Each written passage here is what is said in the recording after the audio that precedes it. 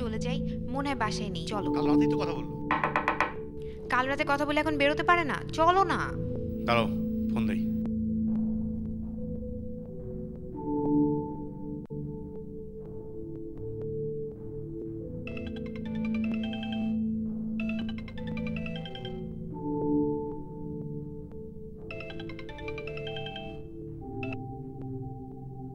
আমি তোর গেটের কাছে। হ্যাঁ প্লিজ তাড়াতাড়ি খোল। ওকে।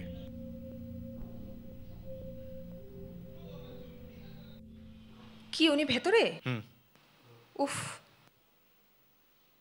না থাকলেই ভালো হতো।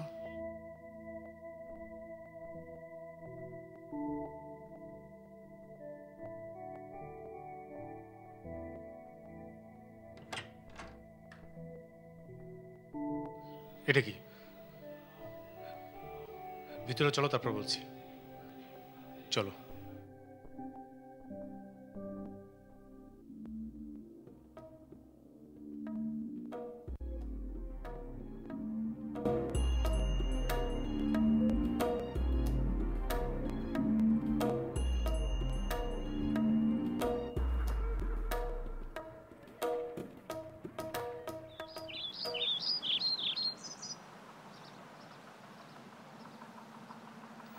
আজ দুপুরে জয়ার বিয়ে। ও বাড়ি ছেড়ে পালিয়েছে। এরকম কিছু একটা আশা করছিলাম। তোর প্ল্যান কি? প্ল্যান তো ছিল আজকেই বিয়ে করব, বিয়ে করে ওকে বাড়ি নিয়ে যাব। আম্মাকে ফোন করে সেটাই বলে রেখেছিলাম। আমি তো কোনো সমস্যা দেখছি না সেক্ষেত্রে। আমাকে কি করতে হবে? আজকে বিয়ে করা সম্ভব না। তুমি কি জয়ের ব্যাপারে কনফিউজড?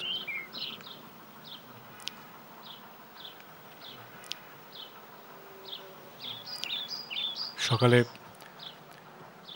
বাসা থেকে ফোন এসেছিল, আব্বা অসুস্থ, স্ট্রোক করেছেন, হাসপাতালে আছেন। আমাকে যেতে হবে। আমি ওকে বলেছিলাম যে কোনো বান্ধবীর ওখানে থাকতে, কিন্তু ও রাজি না। ও বলেছে যে ওখান থেকে সহজে ওর বাবা খুঁজে পাবে। তা কি করতে চাও? আমি ওকে 2-1টা দিন তোমার এখানে রেখে যেতে চাই। তুমি কি বলছো বুঝতে পারছো? তুমি কি জানো না আমি এখানে একা থাকি? তুমি কি নিজের জন্য ভয় পাচ্ছ, নাকি আশপাশে মানুষ কি ভাববে সেটা? তুমি খুব ভালো করে জানো আমি কাউকে কেয়ার করি না। আমি ভাবছি তুমি কেন আমাকে এত বিশ্বাস করবে, আর জয়বা আমার এখানে থাকতে কেন রাজি হবে? দেখো, কাউকে না কাউকে তো বিশ্বাস করতেই হবে। আমি অনেক কষ্টে ওকে রাজি করেছি, এছাড়া আর কোনো উপায় নেই। তুমি যদি এখন রাজি না হও, আমি খুব বিপদে পড়ব। আমার এক্ষুনি যাওয়া উচিত, প্লিজ। ঠিক হবে না, একদম ঠিক হবে না।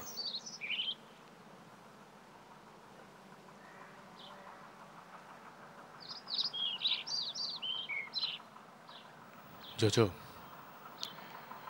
পৃথিবীতে কত অস্বচ্ছতা, অনৈতিকতা,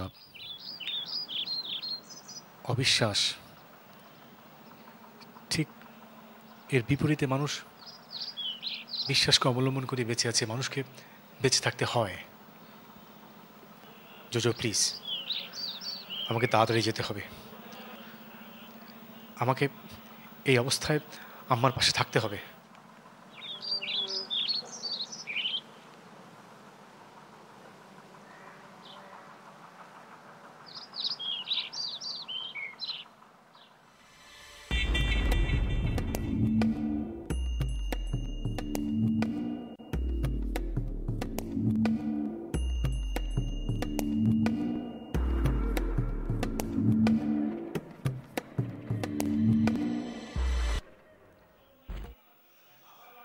জয়া, আমি যাই, দেরি করাটা ঠিক হবে না। এখনই যাবে? হ্যাঁ, এখনই যেতে হবে। আমি তো 2 দিন পরেই ফিরে আসব। সেদিনটি আমাদের জীবনে হবে অন্যরকম একটা দিন।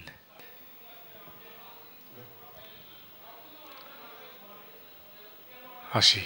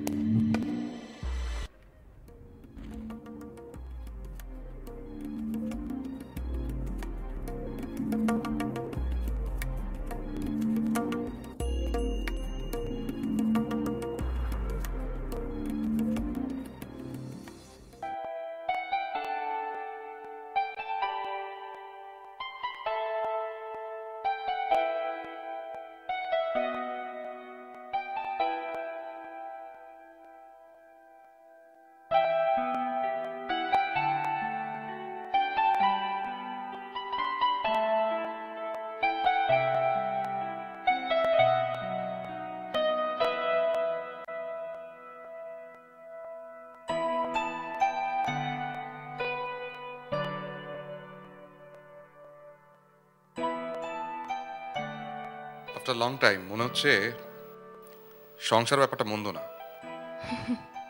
তো বিয়ে করলেই পারেন। মেয়েদের সাথে যে মিশতে পারি না, ব্যাপারটা কিন্তু তা না।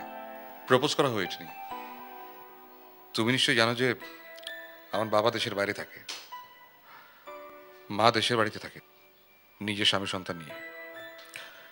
আমি সেখানে পরগাছার মতো, আমাকে দেখার কেউ নেই। আপনি যদি আমাকে অনুমতি দেন তাহলে আপনার জন্য দেখার একজন লোক খুঁজতে পারি। দিলাম, অনুমতি দিলাম। তুমি কিন্তু মোটামুটি আমাকে বিত্তবান বলতে পারো। আমার একটা বহুতল বিশাল একটা বাণিজ্যিক ভবন আছে, অবশ্য সেটা বৈষয়িক সূত্রে বাবার দেয়া খয়রাত। এভাবে বলছেন কেন? এর চেয়ে ভালোভাবে বলা আমার পক্ষে সম্ভব না। মাংসটা খেতে কিন্তু দারুণ হয়েছে। আজকালকার মেয়েরা যে রাত্রে জানে, সেটাই তো আশ্চর্য। আমাকে আজকালকার ভাবলে একটু ভুলই হবে। আমি একটু পুরনো ধ্যান ধারণার মানুষ। জানেন তো, আমার মাথায় কিন্তু ছিট আছে। অবশ্য আপনি কয়দিন পর নিজেই টের পাবেন। তুমি তো 2 দিন পরেই চলে যাবে। তাই তো, আমি তো আবার 2 দিন পরে চলে যাব। তাহলে আর আমার পাগলামে আপনার দেখা হবে না। আমি আবার 2 দিনের মাঝে নিজে খোলস ছাড়তে পারি না। খোলস ছাড়তে কয়দিন লাগে? আচ্ছা, আপনাদের বাসার ছাদে ওঠা যায়? যায়। আমি ছাদটা ব্যবহার করি। বেশ। জানেন, আমার একটা শখ আছে। কি শখ? না থাক, পরে বলবো। কি হলো, খাচ্ছেন না যে? খাবার ভালো হয়নি বুঝি? রান্না দারুণ হয়েছে। আমি মোটামুটি খাদ্যরসিক। যাক, অন্তত 2 দিনের জন্য ভালো একজন বাবুর্চি পাওয়া গেল। বাস।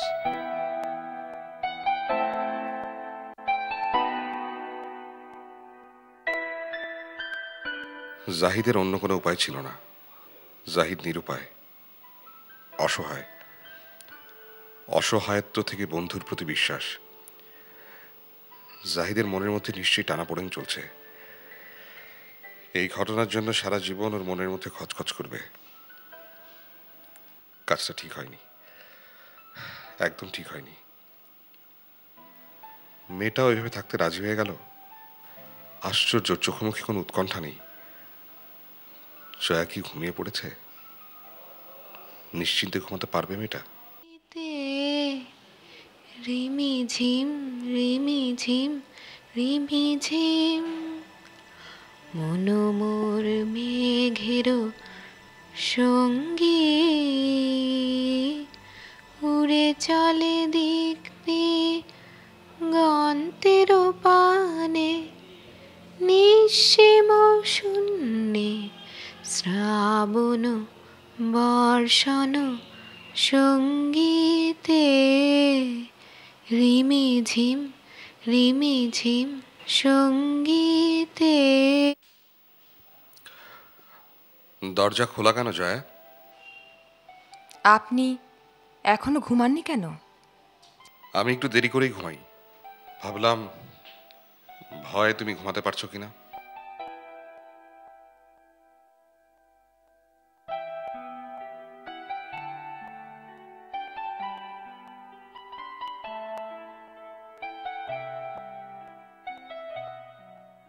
ভয় তো তুমি পাচ্ছ, আর আমি তোমাকে ভয় দেখাতে এসেছি। মানে? আজ তুমি বুঝবে ভয় কাকে বলে। আরে তোমাকে তো দারুণ দেখাচ্ছে। টিপটাও তো ঠিক মতো পরনি। দাঁড়াও, টিপটা আমি ঠিক করে দিচ্ছি।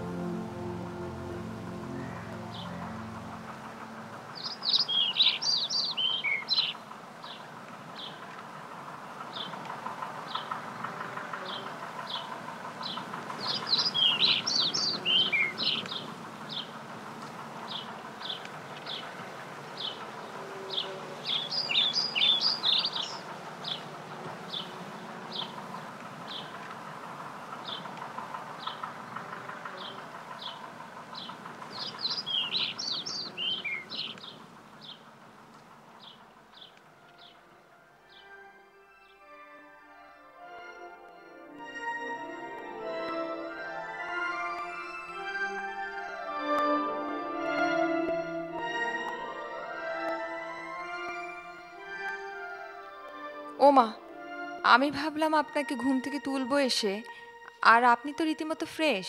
এই নিন চা খান। ঘুমটা ভেঙে গেল। তোমার ঘুম হয়েছে ভালো? কিন্তু দুঃস্বপ্ন দেখেছি।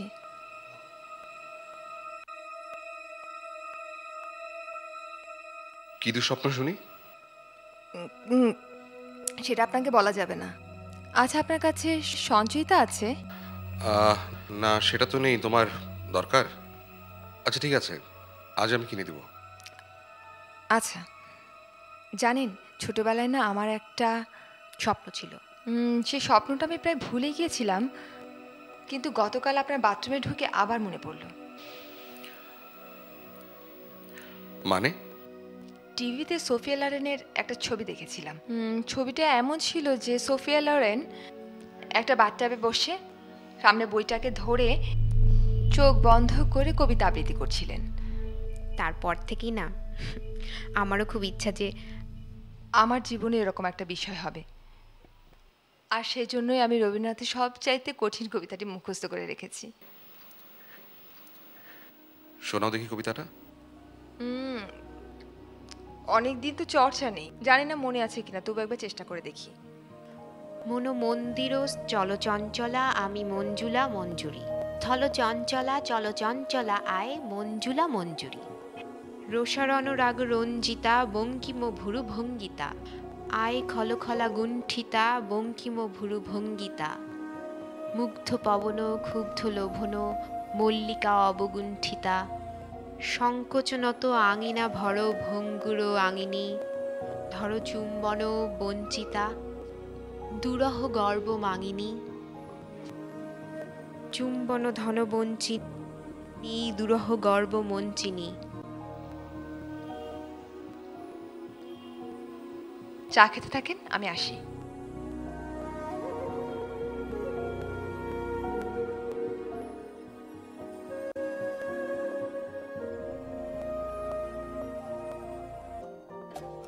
দেখলাম আপনার বাইরে গেছে, তাই ভাবলাম আপনার সাথে একটু গল্প করে যাই। আমাকে চিনলেন না তো? আমি ওপরতলার ভাড়াটিয়া। সেদিন একটা লোককে দেখলাম আপনাকে এই বাসায় পৌঁছে দিতে। না না, আমি খারাপ কিছু ভাবিনি। দেখেন, আমি একাই কথা বলে যাচ্ছি, আপনি কিন্তু একদম চুপ। না না, ঠিক আছে, বলুন। আপনার ইয়ে আবার চলে আসবে না তো? দেখেন, আমার নামটাই বলা হয়নি। আমার নাম হচ্ছে দীপালি। আপনার? আমি জয়া। জয়া, বাহ সুন্দর নাম। জানেন আমার হাজব্যান্ড কি বলে? আমার হাজব্যান্ড বলে দীপালি নাকি একটা ছেলেদের নাম। হ্যাঁ, মজার। আমাকে দেখে আপনার খুব সুখী মনে হচ্ছে, তাই না? না থাক, বলতে হবে না, আমি বুঝি। কিভাবে? নিজের জীবনবোধ থেকে। বোধ থেকে? তাহলে আমার জীবনবোধ থেকে একটা কথা বলি। দেখেন, আমি আপনাদের সম্পর্কের ব্যাপারটা ঠিক বুঝে উঠতে পারছি না, কিন্তু আমার মনে হয় মানুষ তার জীবনের প্রয়োজনের তাগিদে যা কিছু করে তার মধ্যে কোনো পাপ নেই, পুরোটাই পুণ্য। অনেক সময় নষ্ট করে ফেললাম। তুমি ভালো থাকবে, আসি।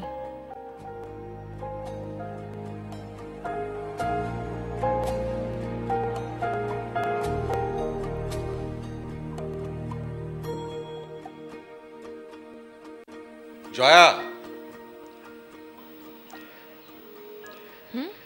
এই যে তুমি বইয়ের কথা বলেছিলে, তোমার জন্য।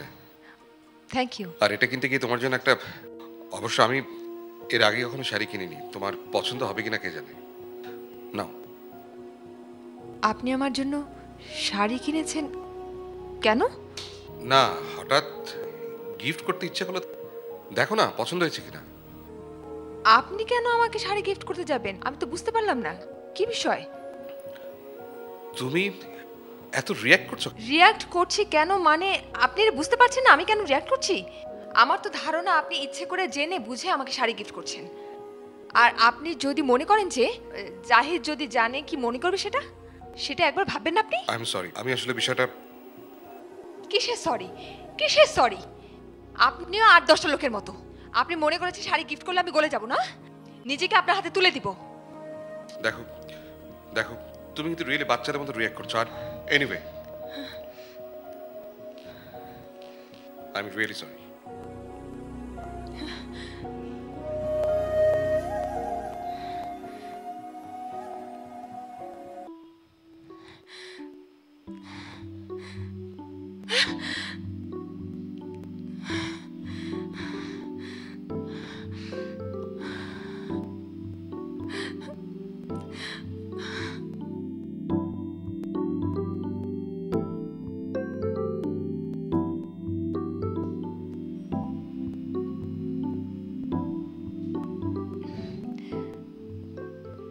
বিকেলের ব্যবহারের জন্য আমি sorry. I am really sorry.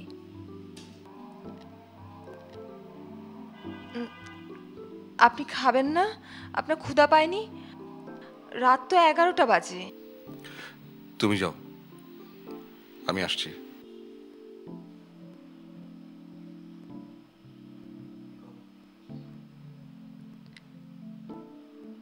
Rakib phone করেছিল একটু আগে। কি বললো? কাল সকালে আসছে? রাকিবের বাবা মারা গেছে আজ সন্ধ্যায়।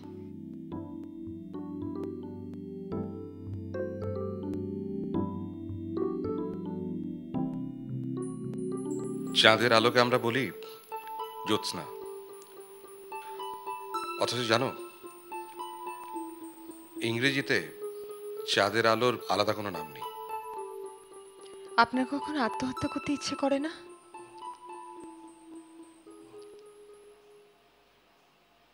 আমার কিন্তু করে। আমার প্রতি জন্মদিনে আত্মহত্যা করতে ইচ্ছে করে। আমার জন্মদিন কবে জানতে চাইবেন না? কবে? আজ।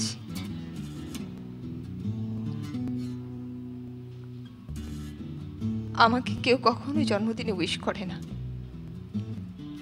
কখনোই না। আপনি আমাকে বার্থডে উইশ করবেন? Happy birthday.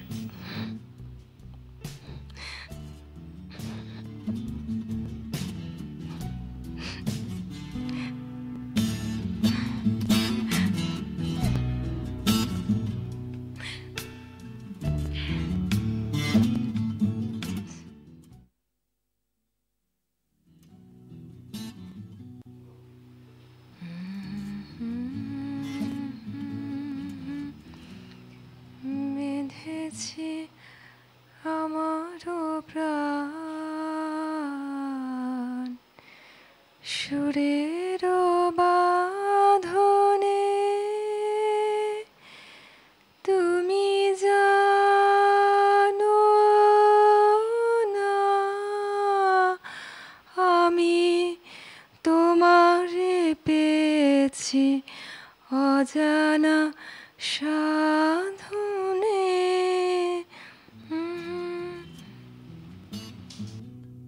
আমি তোমার সঙ্গে। সুন্দর গাও তো তুমি, বসো না। আমি আপনার ঘুমটা ভাঙিয়ে দিলাম, সরি। কথাটা অন্যভাবে বললে দাঁড়ায়। তুমি আমাকে জাগিয়ে দিলে, মানে তোমার গান আমাকে জাগিয়ে দিল। আমি কিন্তু নাচতেও পারি, নেচে দেখাবো?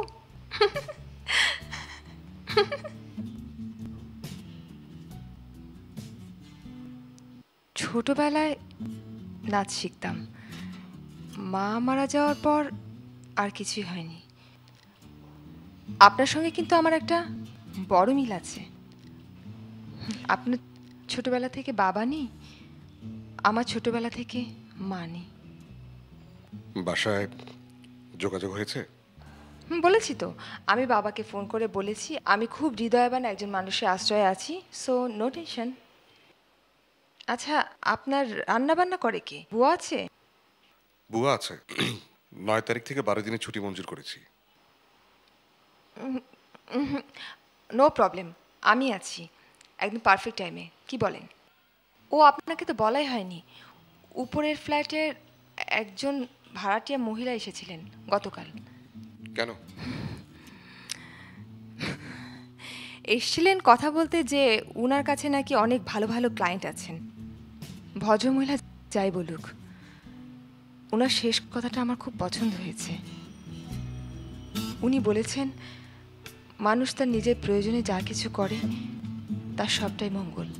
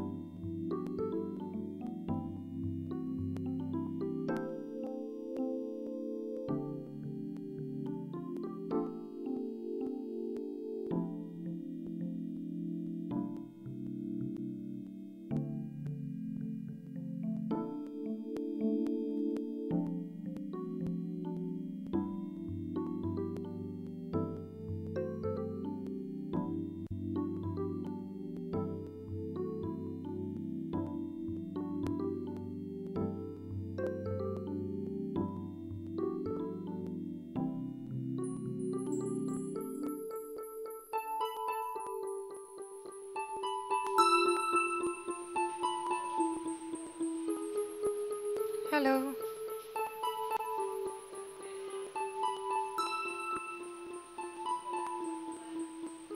কি স্যার, একটা কথা বলতে পারি? প্লিজ বসো। Thank you. বলো। কি বলবো? আপনাকে দেখে পৃথিবীর যে কোনো মানুষের ঈর্ষা হবে। বলুন কেন? কেন? আপনি তো পৃথিবীর সবচাইতে সুখী এবং শৌখিন একজন মানুষ। খাই দাই আর ছবি আঁকি, কোনো কাজ নেই। বিষয়টা হলো আসলে পার্সপেক্টিভ। যেমন ধরো একটা একটা পূর্ণিমা রাত, উথাল পাথাল জ্যোৎস্না, এটা থেকে যেমন ধরো একজন শৌখিন নাগরিক মানুষ, তার মধ্যে এক ধরনের রোমান্টিসিজম কাজ করবে। আবার উল্টোভাবে ধরো গ্রামে গঞ্জে একজন মুদি দোকানদার, সে দোকান বন্ধ করে পথ দিয়ে হেঁটে যাচ্ছে। তার কাছে সে চাঁদের আলোটা হচ্ছে টর্চের ব্যাটারিটা কম ব্যবহার করা হলো। আমি কি বোঝাতে পারলাম? তুমি কি জানো জাহিদ আমার টিচার? আমি ইংলিশ লিটারেচারে মাস্টার্স করেছি। জাহিদ পড়তো চারুকলায়। ও আমার 2 বছরের ছোট।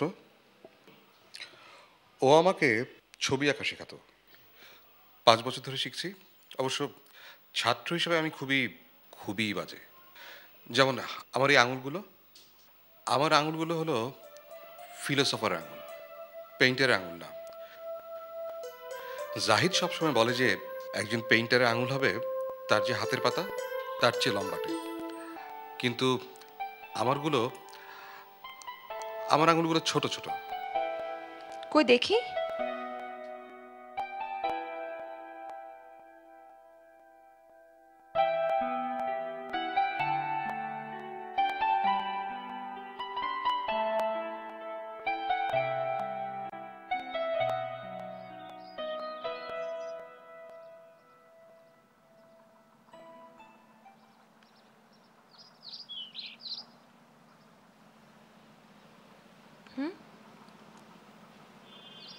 কি এভাবে তাকিয়ে থাকলে হবে? একটা কিছু তো বলতে হবে নাকি?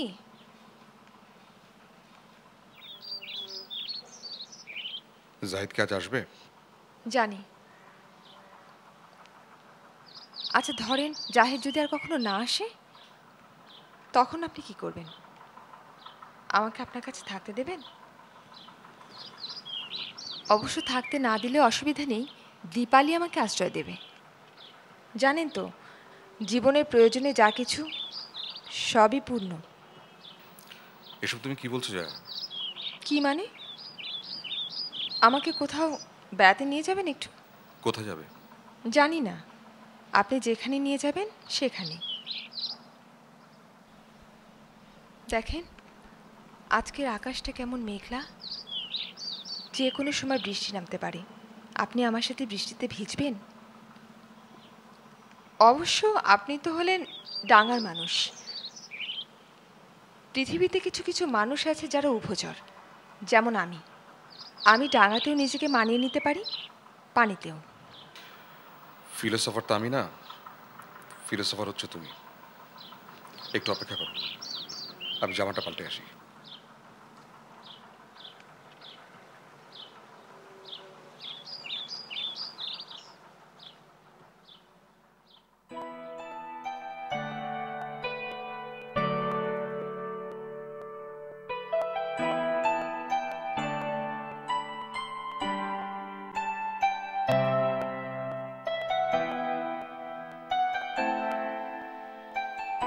গাড়ি চালানোর সময় কথা বললে কি খুব অসুবিধা হবে?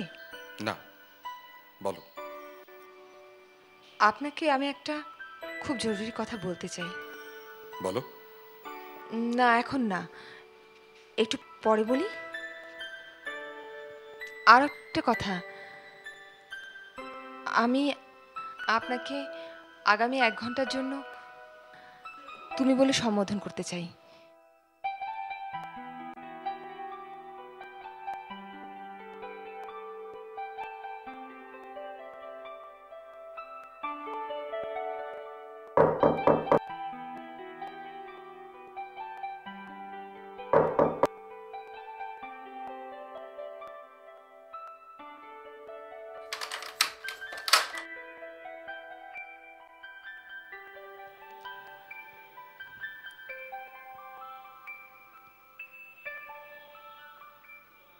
জি, ওরা কখন বেরিয়েছে জানেন?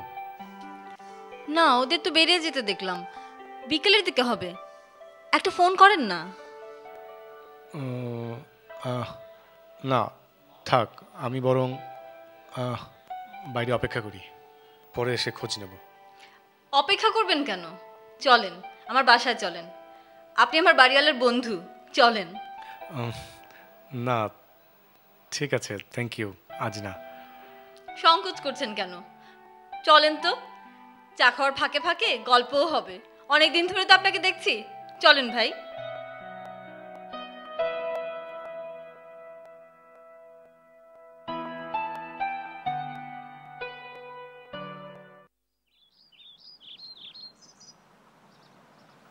এবার বলো, তোমার ইম্পর্টেন্ট কি কথা শুনি। বলছি, জাহিদ জাহিদ আমাকে অনেক ভালোবাসে, সত্যি সত্যি অনেক ভালোবাসে। তুমি বাসো না? সেই কিশোরী বয়স থেকে আমি জীবন থেকে পালাতে চেয়েছি। জাহিদের সাথে যখন আমার পরিচয় হলো, তখন মনে হলো জাহিদই আমার আশ্রয় এবং জীবন থেকে পালানোর জন্য ওই একমাত্র অবলম্বন। আমি ওর সাথে সব দুঃখ, কষ্ট, আনন্দ, হাসি, কান্না শেয়ার করেছি। কিন্তু একটা সময় মনে হলো আমাদের মাঝে সেই ভালোবাসাটাই বোধহয় আর নেই। 10-15 দিন দেখা না হলেও কষ্ট হতো না একটু। একটা সময় মনে হলো অভিনয় করছি, কেবলই অভিনয়, স্বার্থপরের মতো। ওর প্রতি আমার কোনো মায়া কাজ করে না, তবে হ্যাঁ, দায়বদ্ধতা অবশ্যই আছে। এসব কথা আমাকে কেন বলছো জানতে পারি? আমি ভেবেছিলাম এইসব কথা বুঝবার মতো ক্ষমতা তোমার আছে। থাক তাহলে, থাক, এসব কথা আর বলবো না।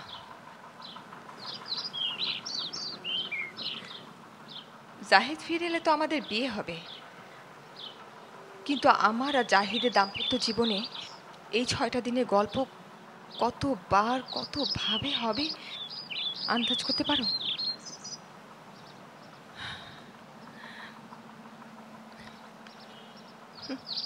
কি হলো, কিছু বলছো না যে? এই 6টা দিনের কোনো গুরুত্ব কি তোমার কাছে আছে? বলবে না কিছু?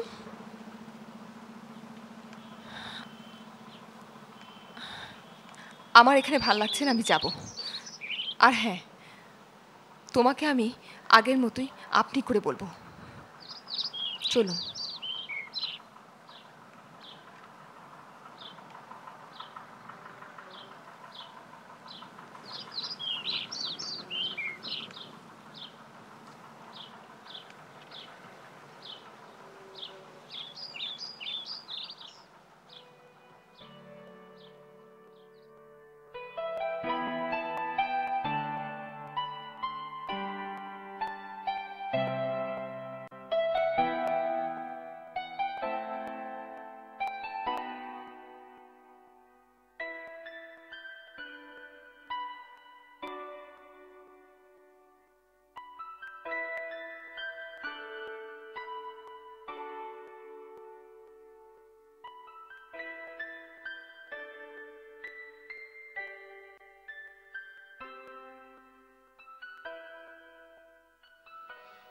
জয়া,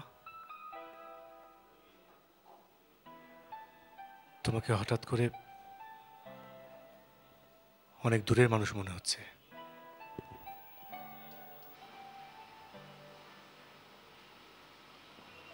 তোমাকে একটা কথা বলতে চাই। বলো। যে বিশ্বাসে তুমি আমাকে এখানে রেখে গিয়েছিলে, ধরো সেই বিশ্বাস যদি আমি না রাখতে পারি, তবে? এখানে ধরাধরি কি আছে? ধরার কথা বলছো কেন? যা ঘটেছে যা ঘটেছে সেটাই বলো। কিছু ঘটেনি, আবার অনেক কিছু ঘটেছে। এর চেয়ে সহজ করে বলবার ক্ষমতা আমার নেই। তুমি আগের চেয়ে অনেক সুন্দর হয়ে গেছো। কেন, আগে বুঝি সুন্দর ছিলাম না? না, তোমার চেহারায় যে মায়া ছিল সেটা এখন আর নেই।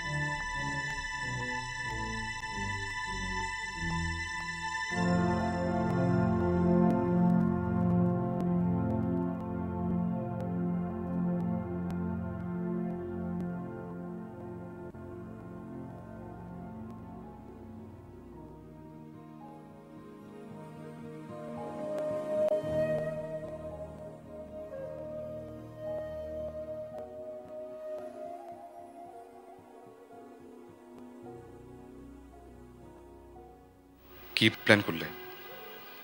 রাত তো অনেক হয়ে গেছে। আজ রাতে নিশ্চয়ই বিয়ে করছো না?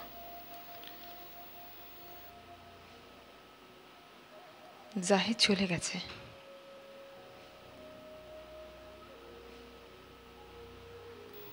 তুমি জাহিদকে ফিরিয়ে দিয়েছো? না, আপনার ভয় পাওয়ার কোনো কারণ নেই।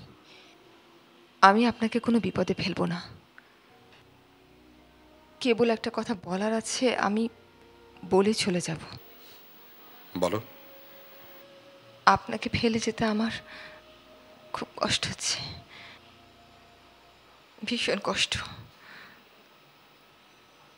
তার মানে হলো আমি আপনাকে ভালোবেসেছি। আমি জানি আপনিও হয়তো, আমার কাছে কি আপনার কিছু চাইবার আছে?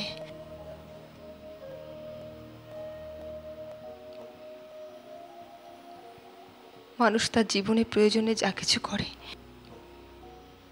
তার সবটাই পূর্ণ। তোমার একটা চাওয়া আমার জীবনে ভীষণ প্রয়োজন, জোজো।